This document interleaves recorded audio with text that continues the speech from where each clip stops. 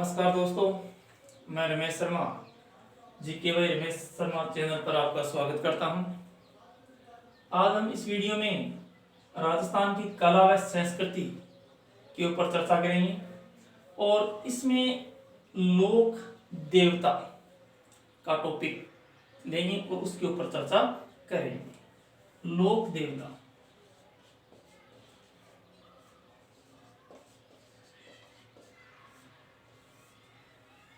लोक देवता और कंपटीशन जो एग्जाम होते हैं उसमें से लोक देवता का जो टॉपिक है उसमें क्वेश्चन पूछे भी जाते हैं। तो सबसे पहला जो क्वेश्चन होता है कि लोक देवता कहते किसे हैं, लोक देवता किसको माना जाता है। तो लोक देवता किसे कहा जाता है, तो लोक देवता वह व्यक्ति, हम सीधी सादी भाषा में बात करें तो स्थानीय लोग होते हैं, वो व्यक्तियों को देवता मान लेते हैं और उनको वो लोक देवता कहते हैं। अब ऐसे कौन कौन से कार्य होते हैं जिनके कारण उनको लोक देवता कहा जाता है, जैसे गायों की रक्षा उन करना, नैतिक चरित्र, आध्यात्मिकता। इन कार्यों के आधार पर वहाँ के जो स्थानीय लोग हैं वो उन व्यक्तियों को लोक देवता कहते हैं। अगर हम इसकी परिभाषा के रूप में अगर बात करें तो ऐसे महापुरुष जो अपने असाधारण कार्य व लोक परोपकारी कार्यों के तहत जनता में देवता के रूप में पूजे जाते हैं, तो उनको लोक देवता कहा जाता है। तो असाधारण कार्य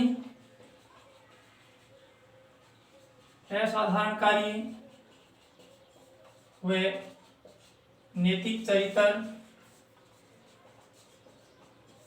वह हम कहें, या आध्यात्मिकता के कारण उन लोगों को देवता के रूप में वो लोग पूजते हैं, तो उनको लोक देवता कहा जाता है। या हम ये भी कह सकते हैं कि स्थान विशेष के ऊपर ऐसे कार्य जिन कार्यों से प्रभावित होकर वहाँ के लोग उन लोगों को देवता के रूप में पूजते हैं। जैसे हमने बात की कि गायों की रक्षा करना, उनका जो नैतिक चरित्रता है, आध्यात्मिकता है, लोगों की भलाई करना, इस प्रकार की जो कार्य होती हैं उन कार्यों से प्रभावित होकर उन लोगों को लोक देवता के रूप में पूजा जाता है। अब हम आगे बात करते हैं लोक देवता। देखो, हम देखते हैं कि एक होता है संत, एक होता है पीर। ये आपने नाम सुने हैं। तो संत हिंदू धर्म के अंदर होते हैं, पीर इस्लाम धर्म के अंतर्गत होते हैं। तो ऐसे संत जिनको हिंदू धर्म के अंदर देवता के रूप में पूजा जाता है, और ऐसे ही कुछ जो संत हैं जिनको इस्लाम धर्म के अंदर पीर के रूप में पूजा जाता है, तो ऐसे लोक देवताओं को पंच पीर के नाम से जाना जाता है। पंच पीर, ये ध्यान रखना। हिंदू धर्म में जो संत होते हैं, जो कुछ उनको लोक देवता के रूप, जो देवता के रूप में, और वही जो इस्लाम धर्म के अंदर पूजे जाते हैं वो पीर के नाम से पूजे जाते हैं, तो इनको हम पंच पीर के नाम से जानते हैं। तो पंच पीर की जहां तक बात आती है कि पंच पीर में कौन कौन से लोक देवता आते हैं। पंच पीर के अंदर सबसे पहले हम बात करते हैं बाबा रामदेव। बाबा रामदेव। 2 नंबर पर हम बात करते हैं हड़बू जी। 3 नंबर पर हम बात करते हैं गोगा जी। उसके बाद में हम बात करते हैं पाबू जी। और 5वां जो लोग देते थे वो थे मेहाजी मांगलिया। मेहाजी मांगलिया। ये 5 जो लोक देवता हैं इनको पंच पीर के नाम से जाना जाता है। हिंदू धर्म के अंदर इनको लोक देवता के रूप में पूजा जाता है और इस्लाम धर्म के अंदर इनको पीर के नाम से जाना जाता है। ये थे पंच पीर। तो आज हम सबसे पहले इनमें से जो लोक देवता हैं बाबा रामदेव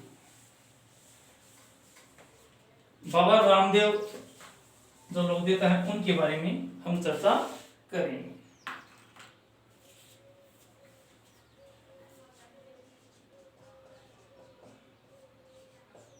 बाबा रामदेव। अब बाबा रामदेव के अन्य नाम या जिसको हम कहते हैं उपनाम एक ही बात है, अन्य नाम कहें या उपनाम। इनको रामसा पीर भी कहा जाता है, रुणेचारा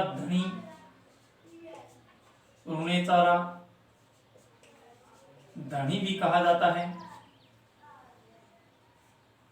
रामसा पीर, रुणेचारा धनी और नीले घोड़ेरा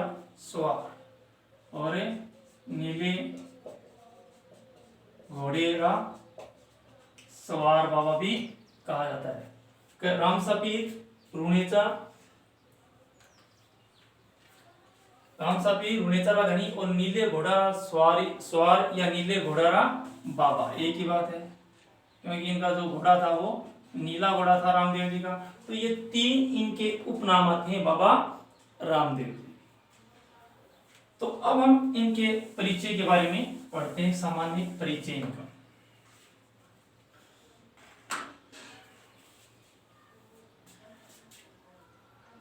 जन्म, सबसे पहले इनका जन्म पढ़ते हैं। बाबा रामदेव जी का जन्म 1405 ईस्वी में हुआ था। कहां पर, ये थोड़ा ध्यान रखना कि बाड़मेर जिला है राजस्थान का, शिव तहसील है और उसका एक गांव है उड़कमा समेत।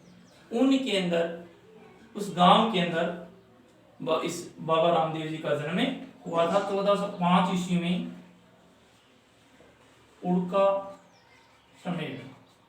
उड़कमा समेत या कहीं कहीं पर नाम आता है उड़कमा कश्मीर,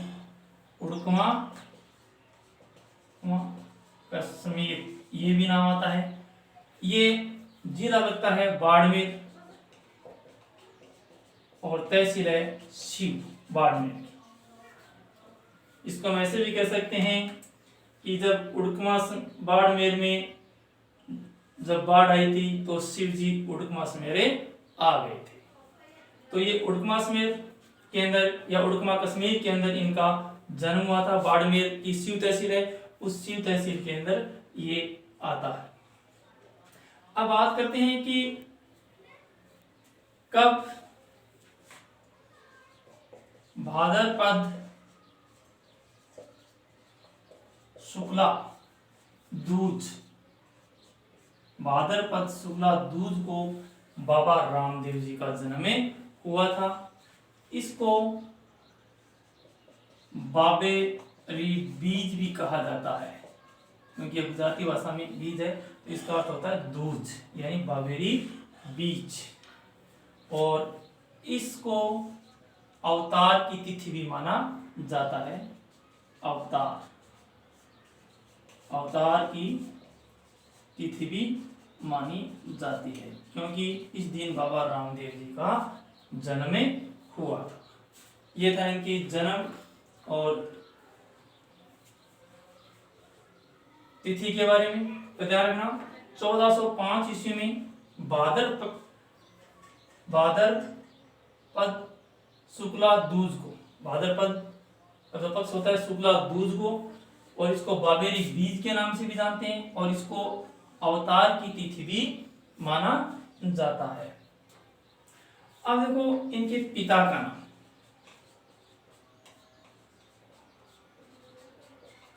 पिता का नाम आपको पता होगा, अजमल जी तंवर। अजमल जी तंवर, या कहीं कहीं बना होता है अजमाल जी तंवर भी आता है, या अजमल जी तंवर। माता का नाम था, यानी ये थोड़ा ध्यान रखना, कहीं कहीं पर इसका नाम अजमल जी तंवर भी आता है और अजमाल जी तंवर भी इनके नाम में आता है। तो ये थोड़ा सा ध्यान रखना। और माता का नाम था मीणा दे, मीणा दे इनकी माता का नाम था। पत्नी का नाम था नेतल दे, नेतल दे। और इनके जो गुरु थे, गुरु का नाम था योगी बालीनाथ, योगी बालीनाथ। ये इनका सामान्य परिचय। पिता का नाम अजमल जी, माता का नाम मीणा दे, पत्नी का नाम नेतल दे और गुरु का नाम है बालीनाथ था। दोस्तों ऐसा माना जाता है कि बचपन इनका उड़कमासमेर में ही गुजरा था। उसके बाद में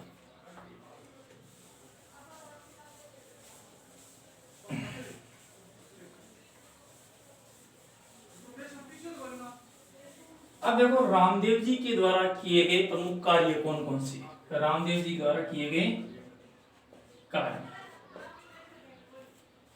ऐसा माना जाता है कि रामदेव जी का जो जन्म है वो उड़कमासमेर में हुआ, परंतु उसके बाद में बाबा रामदेव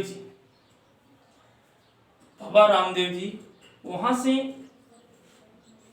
उनके पास में ही जो उड़कमासमेर है उनके पास ही एक स्थान है जहां पर आपने नाम सुना होगा भैरव राक्षस, भैरव राक्षस का आपने नाम सुना होगा।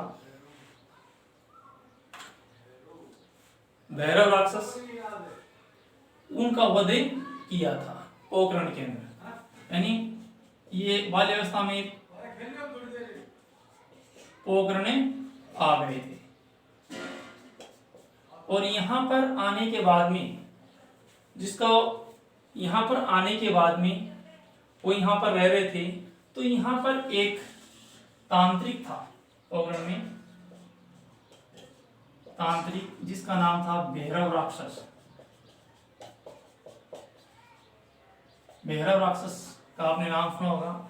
कहते हैं कि भैरव राक्षस प्रत्येक अमावस्या को एक व्यक्ति की बलि लेता था। तो लोग इनसे परेशान हो गए। जब इस बात का पता रामदेव जी को चला तो रामदेव जी ने इस भैरव राक्षस का क्या कर दिया, वध कर दिया था। भैरव राक्षस से लोगों को क्या दिलाई थी, मुक्ति दिलाई थी। ये बातें इसमें बताई जाती है। अब देखो ये जो पोखरण है इसका पहले नाम सातल दे था, सातल दे, क्योंकि इसकी जो स्थापना है वो जोधपुर का जो शासक था उसका पुत्र रावजोधा, उसके पुत्र थे सातल देव। तो उसने इसे पहले इस पोखरण को पहले सातल देव के नाम से जाना जाता था। उसके बाद में रामदेव जी ने इसको पोखरण के नाम से बसाया था और यहाँ पर आए थे। और उसके बाद में आने के बाद में यहाँ पर इससे तांत्रिक जो भैरव राक्षस था उसका वध इन्होंने किया था। ये था उनका पहला कार्य।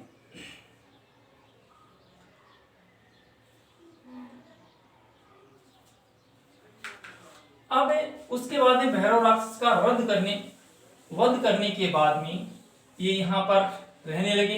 अब कौन कौन थे देखो, रामदेव जी यहाँ पर रहते थे। इनकी पत्नी थी जिसका नाम नेतल दे था, नेतल दे। और उनकी एक बहन थी जिसका नाम था सुगना बाई। ये आपने नाम सुना होगा, सुगना बाई। अब सुगना बाई का विवाह पुंगलगढ़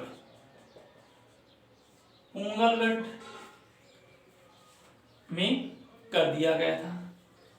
अब विवाह होने के बाद में सुगनाबाई रामदेव जी को रो रो कर कहने लगी कि मेरा वहां पर मन में नहीं लगता है। तो रामदेव जी ने क्या किया कि पुंगलगढ़ सुगनाबाई की शादी की गई थी, एक विजय सिंह नाम का यहाँ का व्यक्ति था, उसके साथ में शादी की गई थी।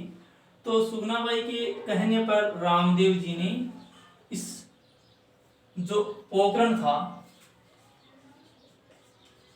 पोकरण, इसको दहेज में दे दिया, ये कहा जाता है। विजय सिंह नाम के इतिहासकार है, वो कहते हैं कि इन्होंने अपनी भतीजी के विवाह में ये दिया था। ये दोनों ही तथ्य सामने आते हैं कि अपनी भतीजी के विवाह में ये दहेज में दिया था। तो ये सुगनाबाई वाला भी सामने आता है कि इनको भी दहेज में दिया था। तो उसके बाद में यहाँ पर ये सुगनाबाई ये रहने लगी। उसके बाद में यहाँ से रामदेव जी कहाँ पर चले गए, जिसको हम रुणेचा बोलते हैं या रामदेवरा बोलते हैं, वहां पर ये चले गई थी। यहां से इनको दहेज में देने के बाद में ये यहाँ पर रुणेचा जाते हैं। रुणेचा, ऐसा कहा जाता है कि रामदेव जी जब रुणेचा पहुंचे थे तो रुणेचा के बाहर एक पेड़ था, उस पेड़ के नीचे ये बैठे थे। तभी आपने सुना होगा कि मेघवाल, आपने डालीबाई का नाम सुना होगा। डालीबाई नामक एक लड़की रोती हुई रामदेव जी के पास से आती है। तो रामदेव जी उस डालीबाई से पूछते हैं, आप क्यों रो रहे हो? तो इस लड़की ने, डालीबाई ने रामदेव जी को ये बात बताई कि यहाँ पर, यानी जो रुणेचा है, रुणेचा में जो दलित व्यक्ति हैं उनके साथ धर्म के आधार पर भेदभाव किया जाता है, अछूती समझा जाता है, अछूत समझा जाता है। ये बात इन्होंने बताई थी। उसके बाद में रामदेव जी ने डालीबाई को अपनी धर्म की बहन बनाई थी। अब यहां पर इस अछूत तो था, या कहें जो ये छुआछूत था, इसको समाप्त करने के लिए रामदेव जी ने एक यहाँ पर पंथ चलाया था। उस पंथ का नाम था कामड़िया पंथ। कामड़िया पंथ नाम सुना होगा। कामड़िया पंथ रामदेव जी के द्वारा चलाया गया था।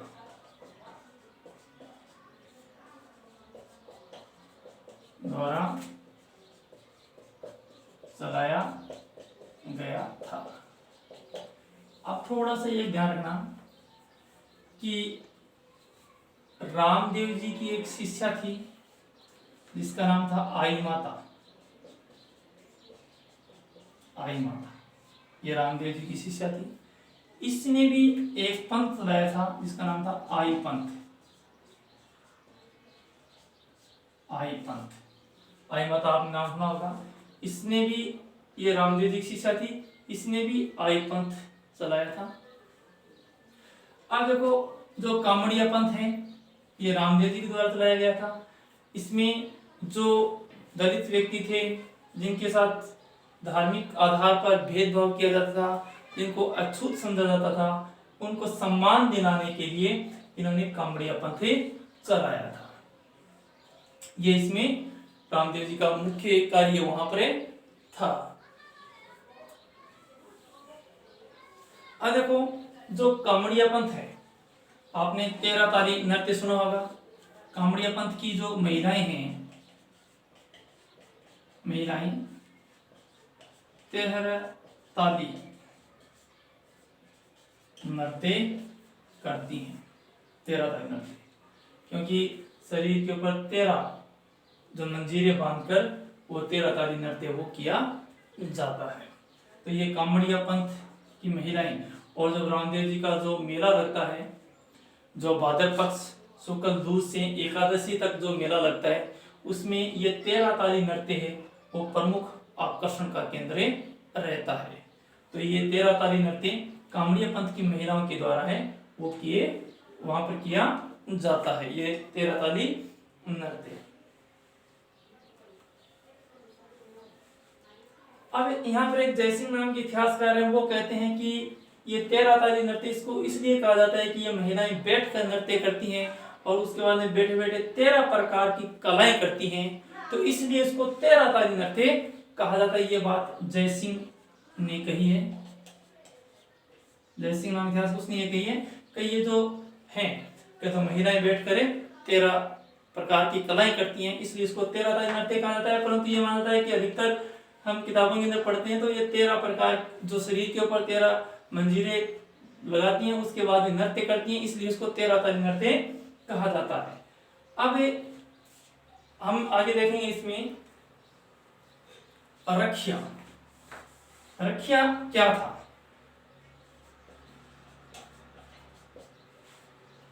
रखिया शब्द आपने सुना होगा। रखिया मेघवाल जाति, मेघवाल जाति के जो भगत होते थे रामदेव जी के, उनको रखिया कहा जाता। मेघवाल जाति के भगत होते थे रामदेव जी के, उनको रखिया कहा जाता था। ये जानना तो एक बार पूछा जाता है कि रखिया क्या था, तो मेघवाल जाति के जो भगत होते थे रामदेव जी के, उनको रखिया नाम से उनको जाना जाता था। अब देखो हम आगे इसमें देखते हैं कि रामदेव जी का जो मंदिर होता है कि मंदिर को क्या कहा जाता है? देवरा। देवरा कहा जाता है। रामदेव जी के जो मंदिर होते हैं उनको देवरा, देवरा के नाम से उनको जानते हैं। और सबसे बड़ा जो रामदेव जी का जो देवरा है वो कहां पर है? रामदेवरा में। ये ध्यान रखना, सबसे जो बड़ा देवरा है, सबसे बड़ा देवरा कहां पर है? रामदेवरा। रामदेवरा जो कहां पर है? रूणेसा में है। सबसे बड़ा देवरा कहां है? रूणेसा।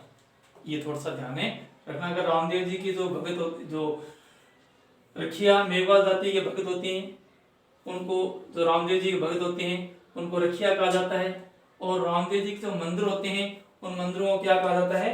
देवरा कहा जाता है। और सबसे बड़ा देवरा कौन सा है? राम देवरा जो रूणेसा में है। अब आगे इसमें देखते हैं हम कर जो रामदेव जी के जो देवरे होते हैं उनके ऊपर 5 रंग की ध्वजा चढ़ाई जाती है। कर रामदेव जी के जो देवरे होते हैं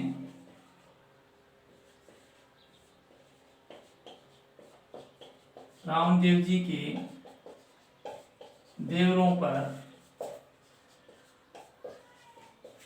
5 रंग की ध्वजा लगाई जाती है।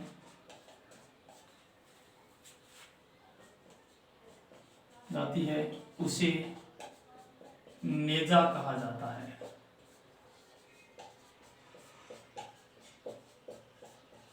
ये दोस्तों ध्यान रखना कि जो देवरा होता है उनके ऊपर 5 रंग की ध्वजा लगाई जाती है, उसे क्या कहा जाता है? नेजा के नाम से जाना जाता है। अब देखो रामदेव जी के प्रमुख मंदिर कौन कौन से हैं? अन्य जो देवरे रामदेव जी के प्रमुख है, रामदेव जी के प्रमुख मंदिर या देवरे देवरे। और देखो प्रमुख में एक तो रामदेवरा आ गया रुणेचे वाला, रामदेवरा जो रुणेचा में आता है, जिसको हम रामदेवराय बोलते हैं और रुणेचा के नाम से भी इसको जानते हैं। एक आता है मसूरिया पहाड़ी पर, मसूरिया पहाड़ी पर, ये आता है जोधपुर के अंदर आता है, जोधपुर के अंदर। और एक आपने नाम सुना होगा छोटा रामदेवरा, ये थोड़ा सा ध्यान रखना, कई बार पूछा गया है। छोटा रामदेवरा, छोटा रामदेवरा राजस्थान में नहीं है, ये गुजरात,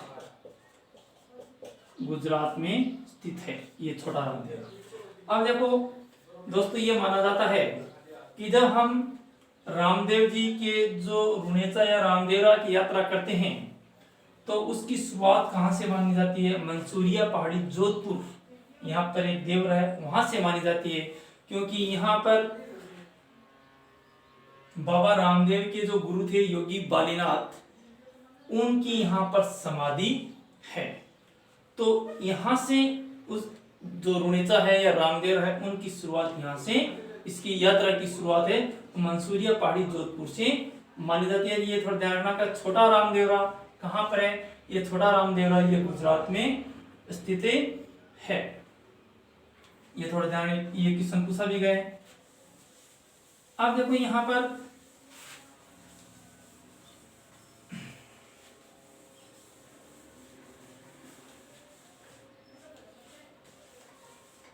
रुणेचा के अंदर जो मेला लगता है, ये मेला भाद्र पक्ष शुक्ल दूज से, भाद्र पक्ष शुक्ल दूज से एकादशी तक, एकादशी तक लगता है। क्योंकि भाद्र पक्ष शुक्ल दूज से, या दूज इसको बाबेरी दूज के नाम से भी जाना जाता है, क्योंकि इस दिन रामदेव जी का जन्म हुआ था। यहाँ ये जो मेला है ये सांप्रदायिक सद्भाव का सबसे बड़ा मेला माना जाता है। सांप्रदायिक सद्भाव, सांप्रदायिक सद्भाव का सबसे बड़ा मेला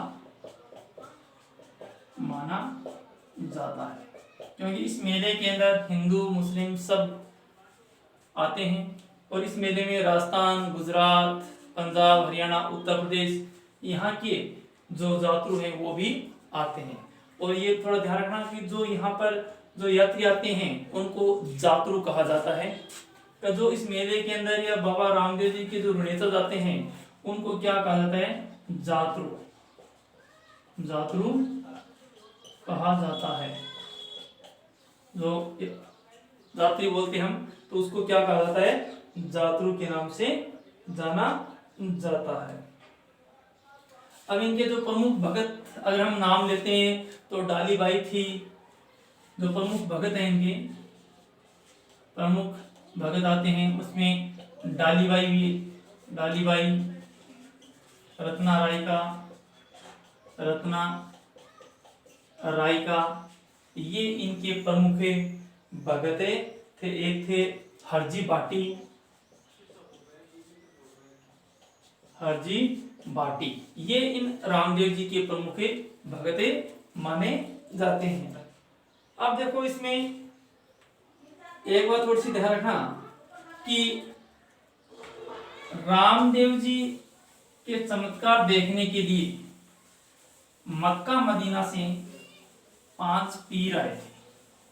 क्योंकि इस्लाम धर्म के अंदर इन लोक देवताओं को पीर के नाम से जानता है, तो मक्का मदीना से 5 पीर आए थे।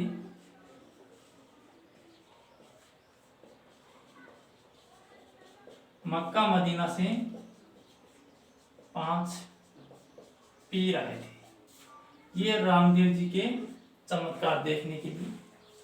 तो इन्होंने ये एक पेड़ के नीचे आकर बैठ गए थे और रामदेव जी से कहा था कि हम तो, जिसमें रामदेव जी उनसे जाकर मिले थे तो रामदेव जी उनके भोजन वगैरह के बारे में पूछा था। तो इन्होंने कहा था हम तो जिन पात्रों में भोजन करते हैं, जिसको हम बर्तन बोलते हैं, वो हम मक्का मदीना में ही भूल आए। तो बाबा रामदेव जी ने अपने चमत्कार से उन जो पात्र थे उनको वहीं पर लाके दिए थे। तो इन्होंने एक बात कही थी, जो पंच पीर थे, उन्होंने कहा मैं तो पीर हाँ थे पीरा का पीर हो। ये बात किसने कही थी? कि मैं तो पीर हाँ और थे पीरा का पीर। ये जानना का पीरा का पीर किसे कहा गया है? बाबा रामदेव जी को पीरा का पीर कहा गया है। ये बात थोड़ी सी ध्यान में रखना है। उसके बाद में हम आगे देखते हैं कि जो रामदेव जी ने एक प्रमुख अन्य कार्य और भी किया था, जिसको हम शुद्धि आंदोलन, इन्होंने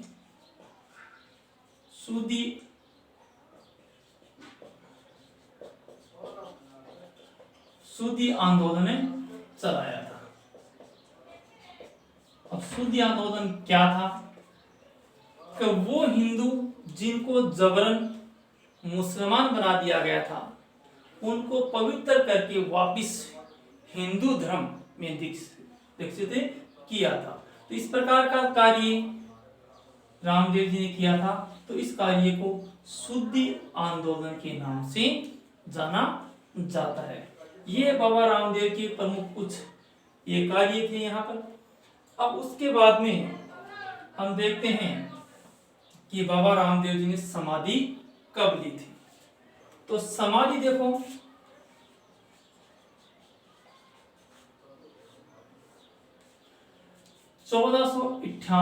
ईस्वी में 1458 ईस्वी में बाबा रामदेव ने, जिसको हम रामदेवरा बोलते हैं या रुनेचा बोलते हैं, वहां पर रामदेवरा, इसको रुनेचा बोलते हैं, यहाँ पर इन्होंने 1458 ईस्वी में बाबा रामदेव जी ने समाधि, जीवित समाधि इन्होंने ली थी 1458। और कौन से?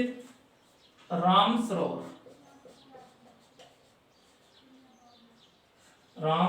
सरोवर जो ताल है, राम सरोवर जो ताल है, उसके पास में इन्होंने समाधि ली थी। और वहां पर आज एक काफी बड़ा, जिसको हम देवरा बोलते हैं रामदेव जी का, या मंदिर बोलते हैं, वो वहां पर बनाया है। ये बाबा रामदेव जी के बारे में कुछ प्रमुख बातें थी। तो इसमें एक चीज और देखते हैं इसके अंदर, कि बाबा रामदेव जी का जो देवरा होता है, या जिसको मंदिर बोलते हैं, क्योंकि बाबा रामदेव जी के मंदिर को देवरा कहा जाता है, और उन देवरों के अंदर बाबा रामदेव जी के जो पगलियां होते हैं, या जिसको पैर बोलते हैं, पगलियां की पूजा की जाती है। यानी बाबा रामदेव जी का जो प्रतीक चिन्ह क्या था? वो था प्रतीक चिन्ह पगलियां था। ये बाबा रामदेव जी, क्योंकि पगलियां की वहां पर पूजा होती है, और प्रतीक चिन्ह भी बाबा रामदेव जी का पगलियां माना गया है। तो दोस्तों, ये जो 5 पीर थे, पंच पीर में या जो लोक देवता हैं, इनमें से कुछ लोक देवताओं को पंच पीर के नाम से भी जाना जाता है। और पंच पीर में हमने आज बाबा रामदेव जी के टॉपिक के ऊपर चर्चा की है। तो अगला जो पार्ट होगा, अगला जो वीडियो होगा, उसमें अगले जो पंच पीर हैं उनके ऊपर चर्चा करेंगे।